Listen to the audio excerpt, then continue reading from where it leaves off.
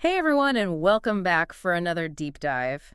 Today we're tackling those tricky Spanish nouns, specifically how to form plurals. Always a fun one. Right. And we actually got a question from a listener who sent in what looks like a page straight out of a Spanish grammar book. They're really trying to nail down the basics. But you know me, I think there's always more to uncover, even in the Oh, basics. absolutely. I mean, at its core, yeah, Spanish plurals can be pretty straightforward, especially compared to some languages. True, true. Like right off the bat, this grammar excerpt gives examples like Libro becoming Libros for books. Just slap an S on there, good to go. Just like in English a lot of the time. Right. Easy peasy. But then, of course, it wouldn't be a language learning adventure without a few curveballs. Like, I'm looking at this section about nouns ending in E.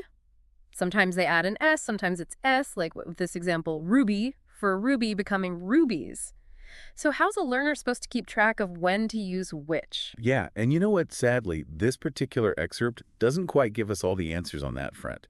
It's where diving into the nitty-gritty of Spanish pronunciation, the vowel sounds, those sorts of things would really come in handy. Ah, okay. But it does highlight that even in those exceptions, there are often patterns at play, and those patterns can become super useful tools as you get more comfortable with the language. Right, right. I get that. Kind of like the more you understand the why, the easier it is to remember the what.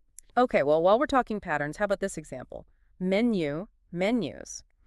I kind of wish English plurals were always that easy, haha. Haha. Wouldn't that be nice? But yeah, the text uses the phrase no cambion here, which basically means they don't change. Like loons for Monday, whether you're talking about one Monday or all the Mondays in the week, the word stays put. Oh, and that actually reminds me of English grammar, now that you mention it. It's like those uncountable nouns, right? Advice doesn't become advices no matter how much you might want to pluralize it sometimes. There you go. You're making connections. That's what it's all about. All right, now this next one is really throwing me for a loop. Actress becoming actresses, that Z to C change. What in the world is going on there? Ah, that's a fun one. It's all about, again, those pronunciation rules I mentioned earlier. Spanish has this thing where certain consonants like to switch things up a bit depending on the vowel they're hanging out with. Okay. So in this case, the Z softens to a C before an E because it creates a smoother sound that way. Huh, fascinating. See, this is why I love these deep dives. I never catch these things just flipping through a textbook. It's all about the subtle details. All right, well, speaking of details, this next part caught my eye. It's about words that are always plural, even in English. And I'm thinking about the word tijeras for scissors. Does that mean I can never say una tijeras for just one pair? You got it. It's one of those funny little quirks where grammar doesn't perfectly match up with the real world. Just like we say pants in English, even though it's technically two legs of fabric. Right. Or glasses. It never would have occurred to me that those are grammatically plural. You really do just sort of absorb these things as a native speaker without even realizing it. Exactly. Sometimes you gotta love those linguistic loopholes. Hmm. All right, well, last but definitely not least, the grammar guide touches on the whole concept of gender combining in plural nouns, like the example here, padres for parents. And I gotta say, this one always trips me up a little. Yeah, it's definitely one of those things that makes Spanish unique. Essentially, when you've got a mixed gender group, the masculine plural form tends to be the default. Though it is worth mentioning that language is constantly evolving, and there's definitely a push for more inclusive language, even within the rules of grammar.